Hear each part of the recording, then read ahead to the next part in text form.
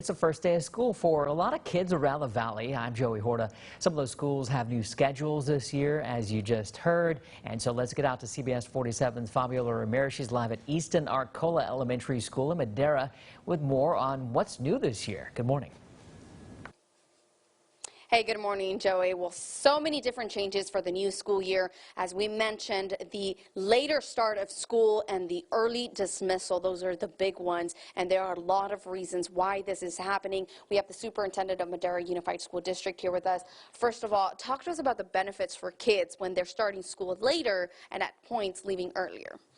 Well, there's a lot of benefits for kids, and there's been no shortage of pediatric studies that say our students have been starting school far too early for at least the last 20-25 years.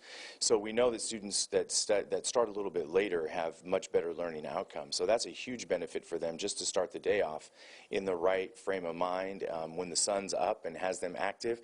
But we also know that our teachers need lots of intentional planning time, and this gives them the chance to really know more about what they're presenting and work together in a more rigorous and relevant way to bring this curriculum to life for students. So they have this time and they can make the most of it, and we know that our teachers in Madera certainly do that. Oh, and I'm sure the kids are excited about starting school later. It gives them more time to sleep in. I remember when I was younger, sleeping in wasn't really an option. So I think this is going to be huge for them, right? It is going to be a big difference for them in a really positive way. And one of the things that will be a benefit too is a lot of kids come to school and get a really good breakfast to start the day here at school with us. So now we can ensure that they have the time to do that, and that they're fully fed and well rested and before they even go to their teachers' classrooms. That'll make a huge difference for everyone. And I was looking at the schedule, some schools starting as late as 9 a.m.